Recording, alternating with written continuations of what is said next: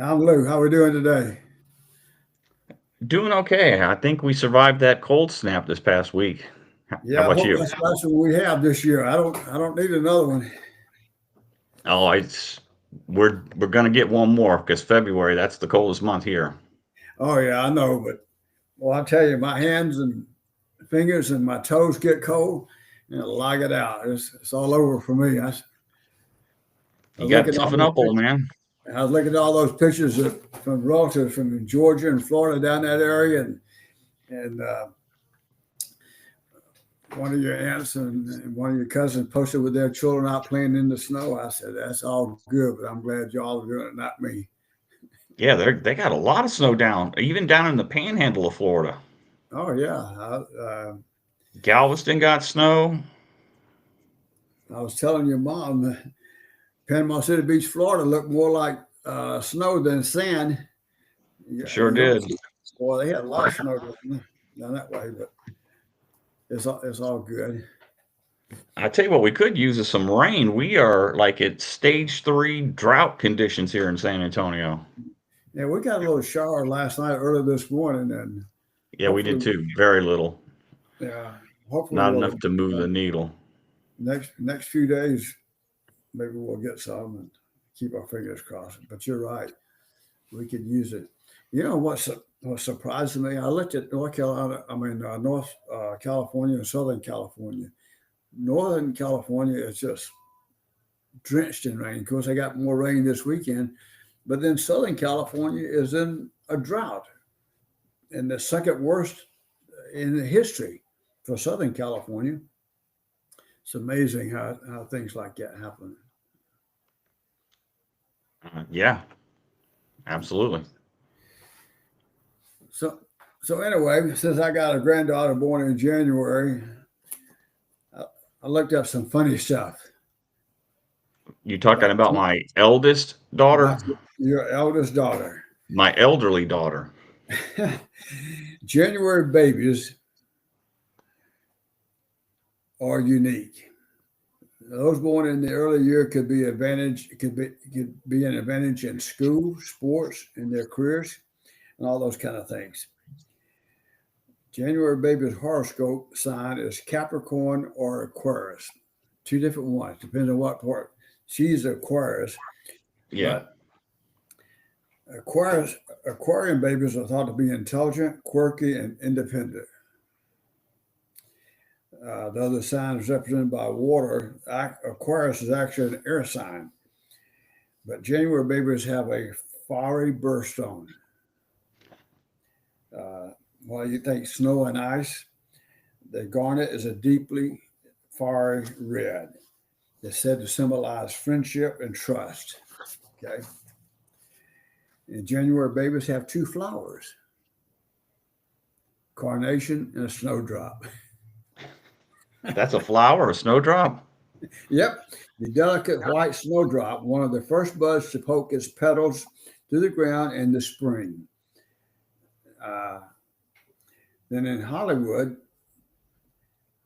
a small study found that more celebrities were born during Aquarius season than on any other astrological sign. Hmm. Some of the some of the A-list people in January, a couple of them you'll really like. One is Oprah Winfrey's, Ellen DeGeneres, Justin Timberlake, Bradley Cooper, um, Florence Pugh. I have no idea who she is. Renee Gouldsberry, Mary J. Blige. I know who she is. Issa Rae, Julia Louis Dreyfus. I know who she is. Regina King, Dolly Parton, one of my favorite all time. Alicia Keys and Kerry Washington. I knew about half those names. You and me both. Researchers in Australia found that there were 33% more January babies than expected playing in the Australian Football League. That's pretty interesting. Uh, There's more that 36% of the hockey players drafted by the NHL between 80 and 2007 were born between January and March. Uh, Interesting. January babies have leadership potential.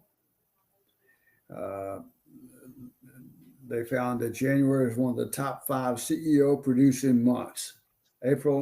March, April, November, October are the other 4 for leadership. And January babies' tendency to have a path to medical doctors. January babies are pretty chill. The warmer the weather of their birth month is the only thing that's cool. Babies born in winter months are less irritable. I don't know how that plays out, but than people born in other seasons. Only January babies land among it. Only one January birthday lands among the top 200 most popular. And that was one that's born on January 24th, which is number 199. I thought that was kind of interesting. So shout out to your oldest there, because I think a lot of that stuff fits her, because she is definitely a leader. Yeah, she is. There's no doubt about that. First one to get a college degree in all of my granddaughters. Well, yeah, she was the oldest. I mean, Yeah, she had a head start. She had a head start at least on everybody else. yeah, but she persevered and she She got it. did. She did. Got to give her a shout out and give her credit for that. So I'm pretty proud of all of my granddaughters. Before we get started on some other stuff, I got something to show you here. I don't know if you can see this or not. Can you see that? 1959. 1959. Jordan and I, every year, we go out, look at Christmas decorations. That's the thing that we started when she was just a little bitty girl, okay? So we go out to Windcrest and things. So I saw this sign. A couple of things I want to share that I thought was kind of funny. In 1950s, slang terminologies, ankle biter. They should have said nose biter. Because I know one son who was a nose biter when he was really young. Mm-hmm. I just call your Aunt Carol and ask her. She'll tell you. Get bent. Yeah. Go away. I always thought that was right. Yeah. I didn't hear. What was that last one? Hmm? What was the last one? Get excited. Go ape. Go away. Unreal. Leaving a place. And what was cool, what things cost. How much you think a home cost in 1959? $20,000. Close, $19,000. A median household income was $5,400. Yeah.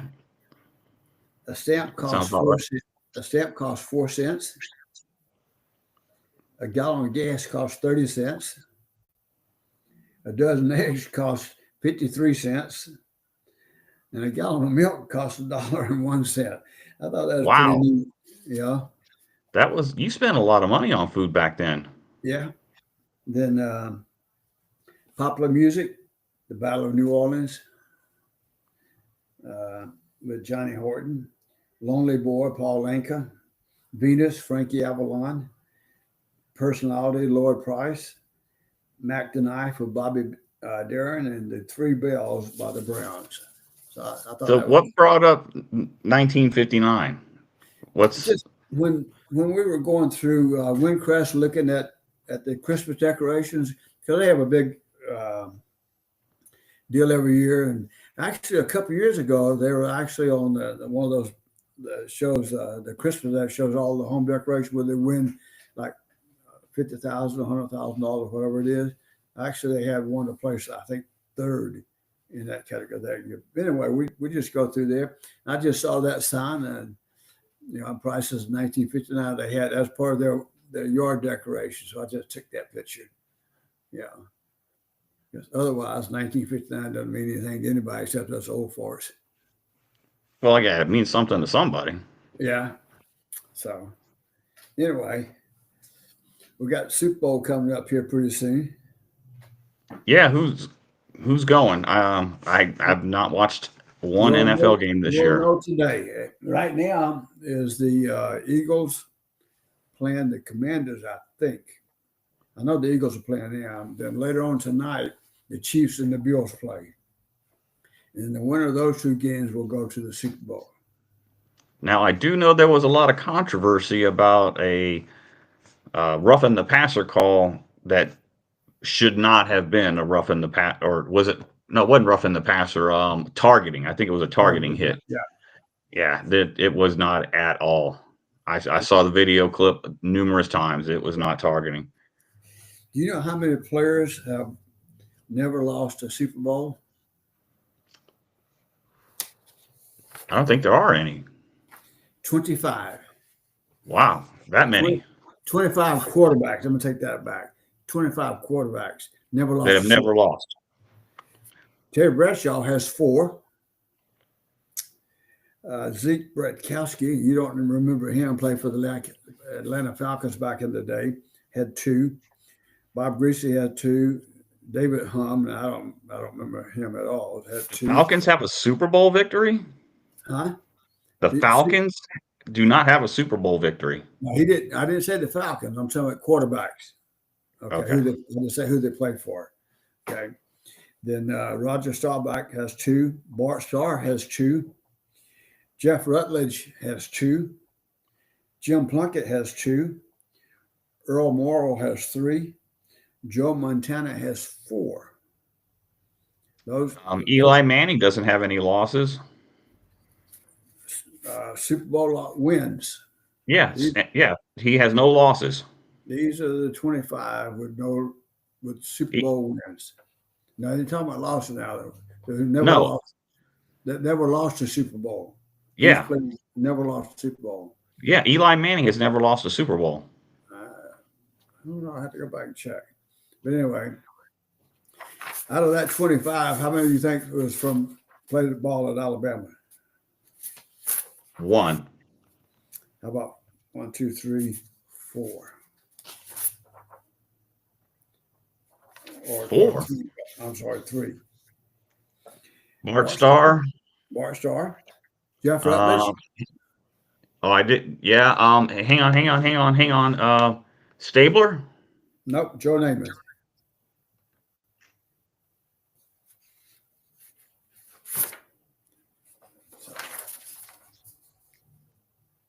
All righty.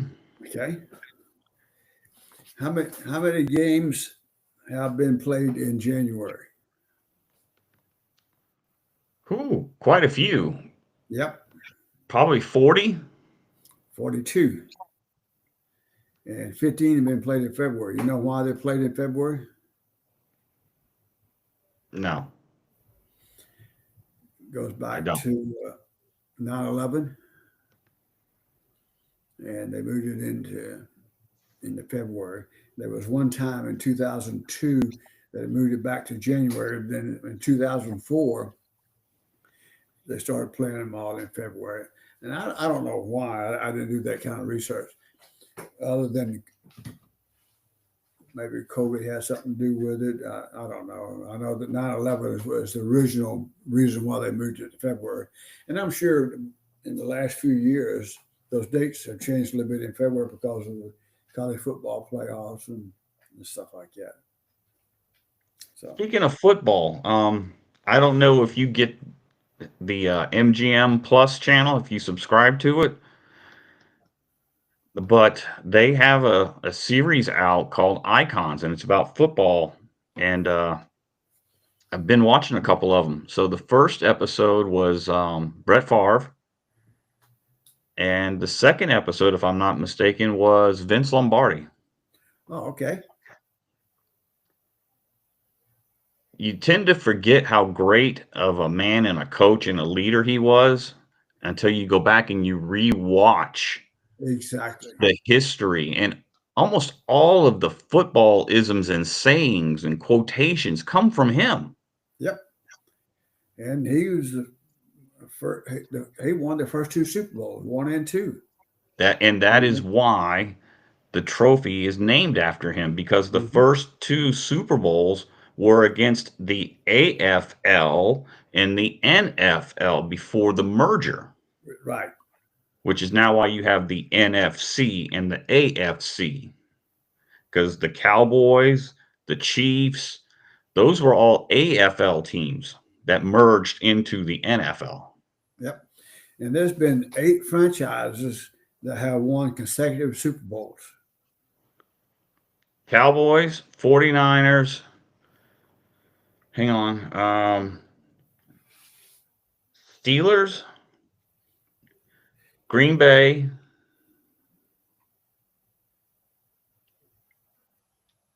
Did I say the Giants? Nope. The Giants, Nope.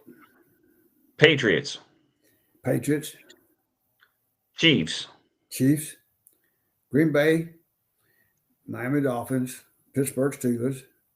And actually, Pittsburgh has accomplished that twice at 2 different times to Right. win back. 49ers, Cowboys, Broncos, Patriots, and the Kansas City Chiefs. all No great franchise. franchises. Yep, no franchise has won 3 in a row, even though some has come close to it. Yeah. But nobody's won 3 in a row. So All right, since we're doing this football trivia, who is the only coach that has gone undefeated from game 1 to the Super Bowl? Not total games, but just in the season from Miami start Dolphins, to finish. Miami Dolphins coach, Shula, Don Shula. 1973, wasn't it? Yep, 73 Dolphins? yep. And what team did you play on The 1975 Dolphins. got paraphernalia from Don Shula? Didn't we win our Super Bowl? Yeah, we won the Super Bowl, undefeated that year. As a matter of fact,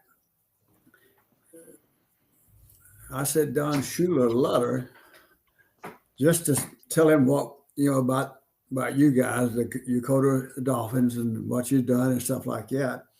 He actually responded in a letter and sent a lot of paraphernalia that we gave out to some of the kids.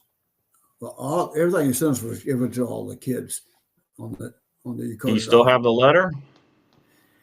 I had to go back and look. I don't know if I gave that letter to one of the players or if I kept it or what. I had to go back and make my notes to go back and look.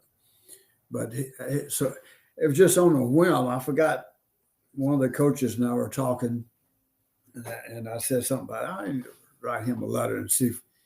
But he did. He responded and sent some small stuff, that we gave out to the kids on the team. Not many coaches do that anymore, or we do. No. You don't hear about it. Yeah, because they're inundated with mail these days. Yep. And that goes back to kind of what we were talking about earlier about things with the coaches' history and stuff like that. I guess some of the things that you were saying About topics? Yep. So anyway, the Buffalo Bills have the most consecutive appearances with 4 from 1993. The Dolphins 71-73 and Patriots 16-18. Only teams to have 3 consecutive appearances. All 3 teams are from the AFC East Division. So a lot of information there.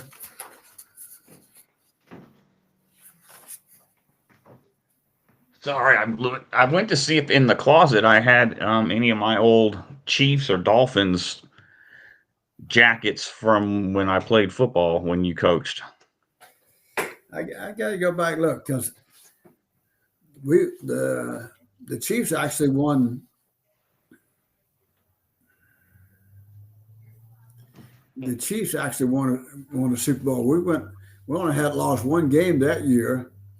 And what was funny about that season, the team that we lost the game to in the first part of the season, we actually ended up beating for the championship game.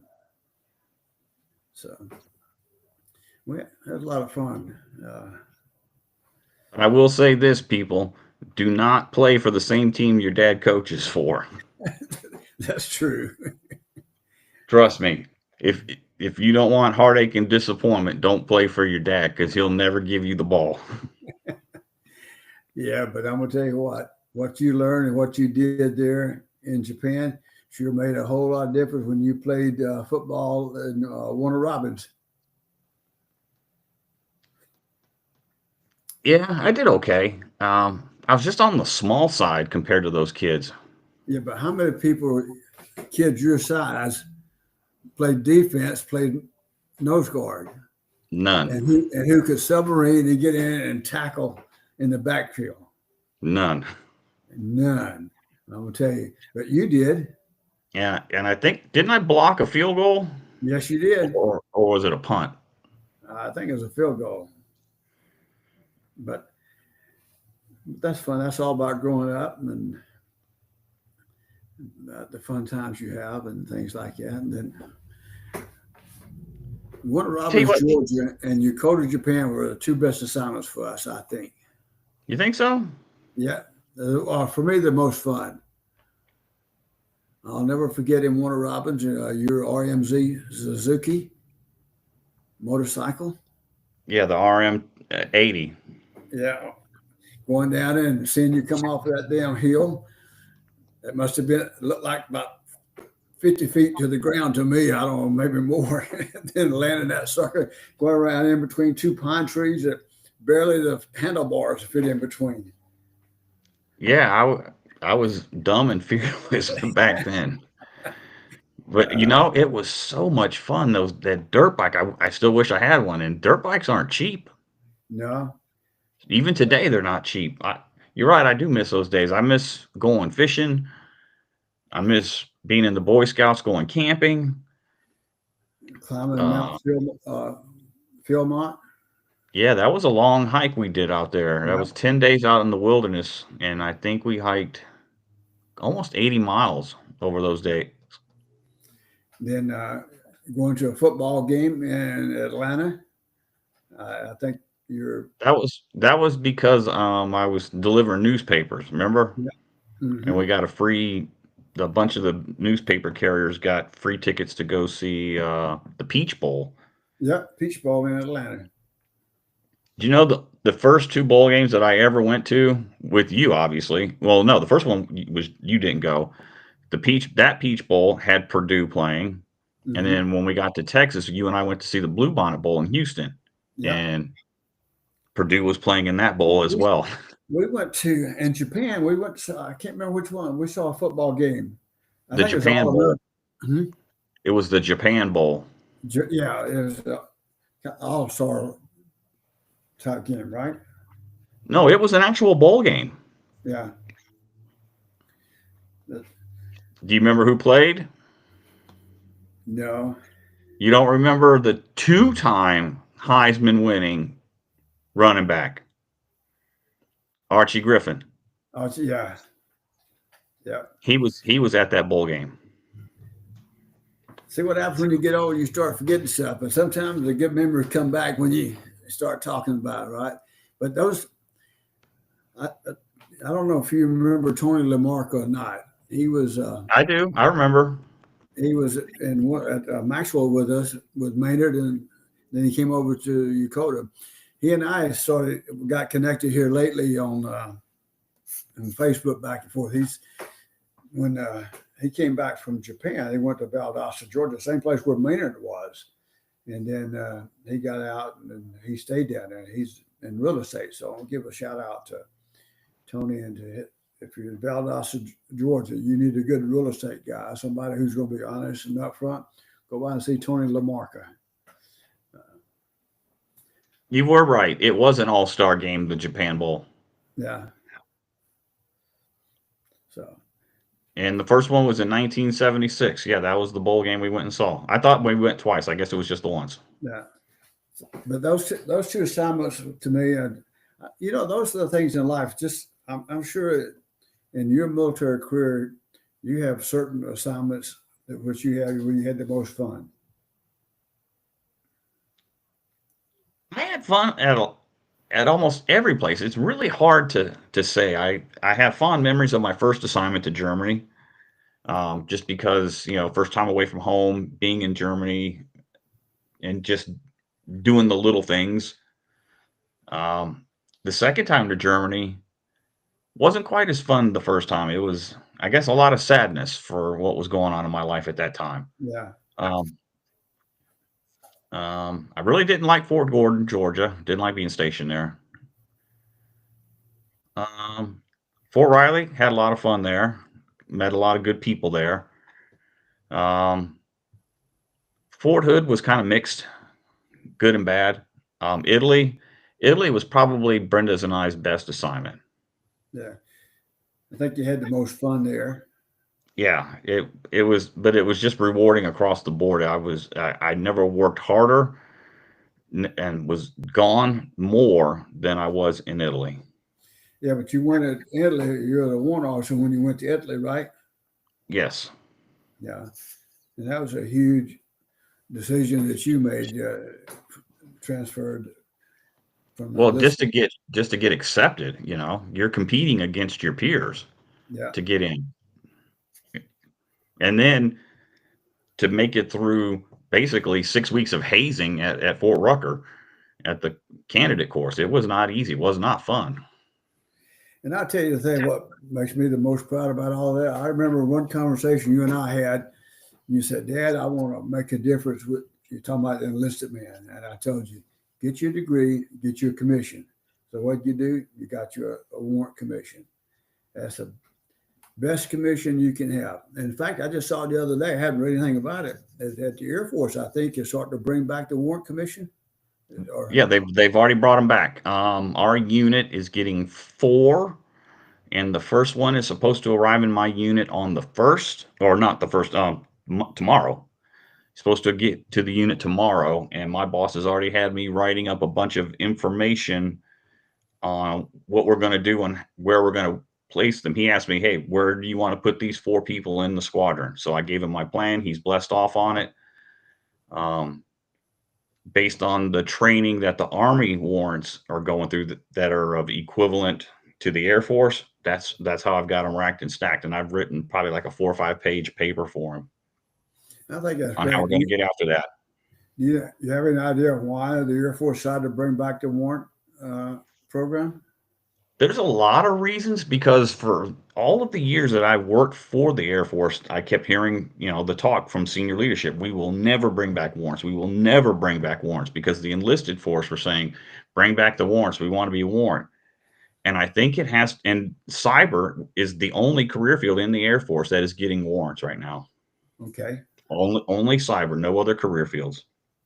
And I think it has to do with retention, as well as I think the Air Force is starting to look around at the other services and seeing how they're operating.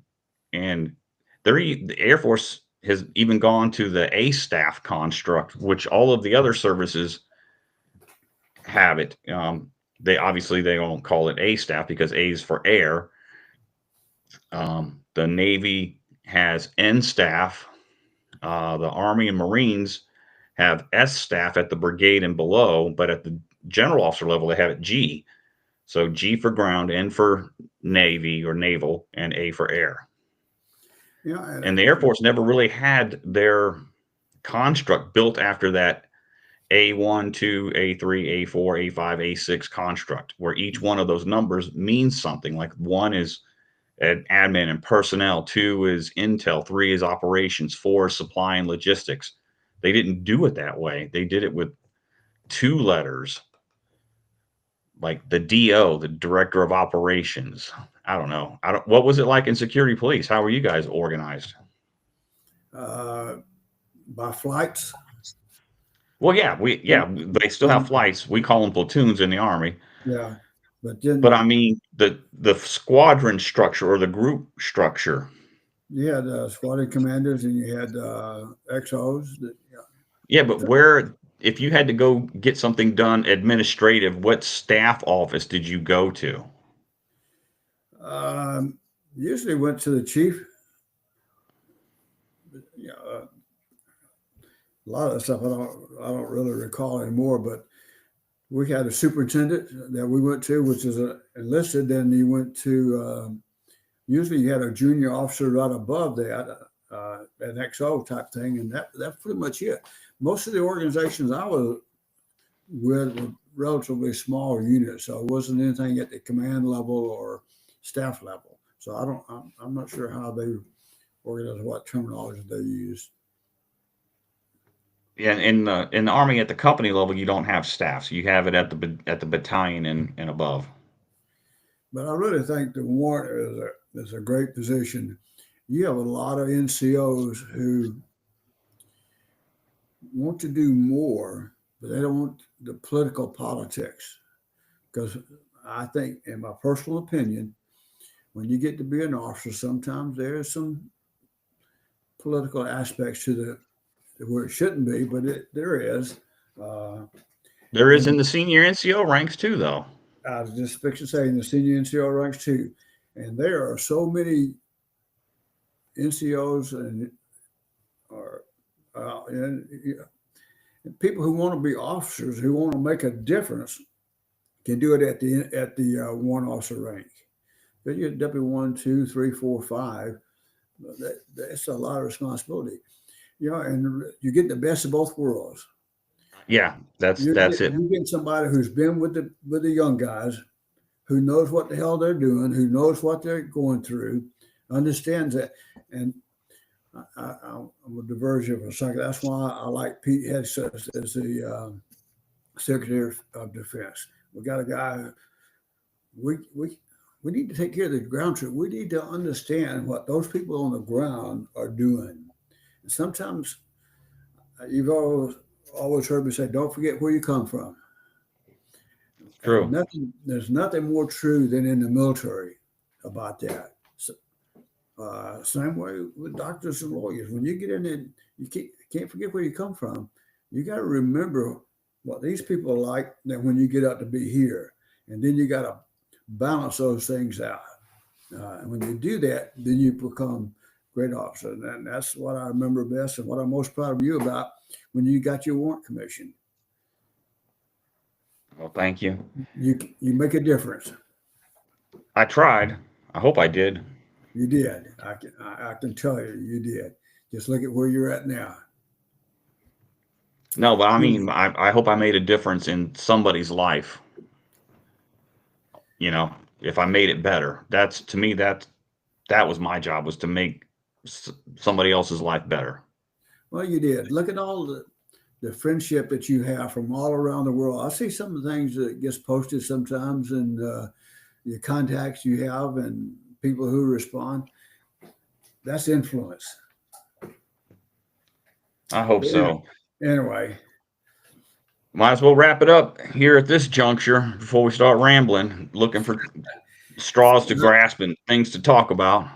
yes, it is. And got two good football games on today. Then a little bit later on, we'll get the Super Bowl. And of course, Alabama doing pretty good in basketball. So, Yeah.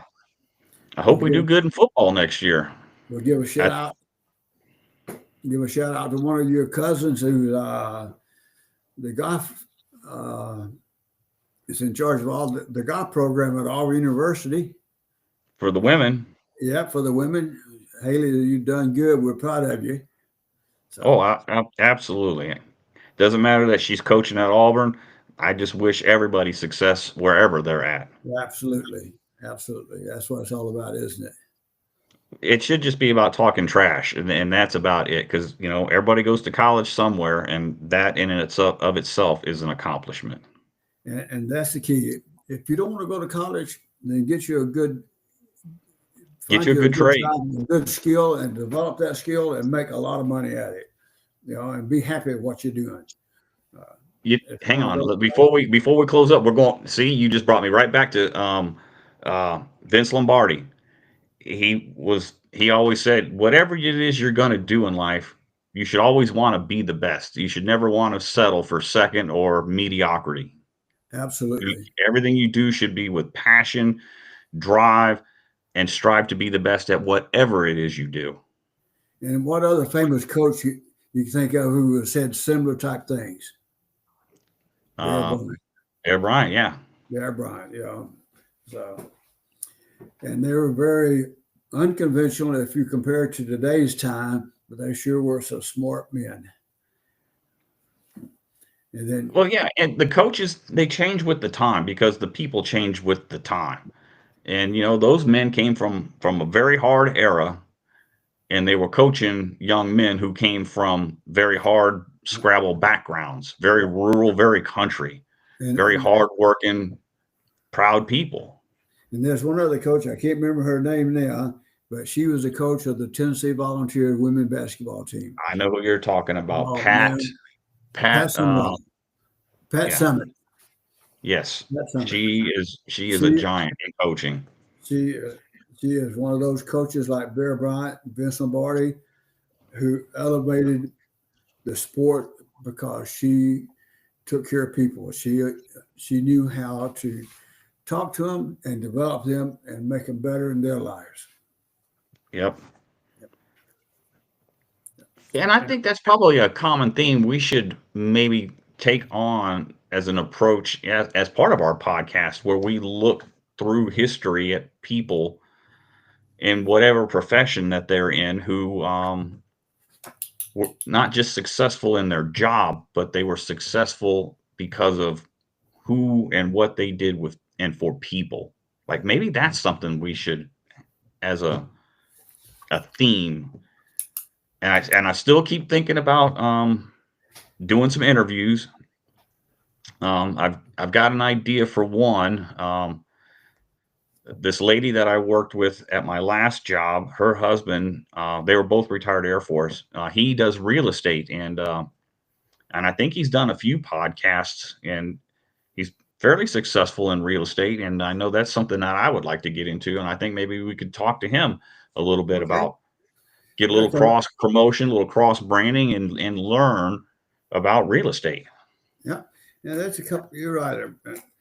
There's a couple people that I got in mind I think would bring in some good information about success and crossing over and the things they did in life. And sounds like a winner to me. Okay. Oh, we better get off this thing, boy. You ain't Carolyn gonna be sending me a text message here. We're about almost 38 minutes. Yeah. Hopefully AI and Riverside will help me cut it down to about 35 minutes. It cuts out a lot of the dead space. Sounds like good. All All right. right. We'll Y'all see take you. care, everybody. Love you, man. All right, bye.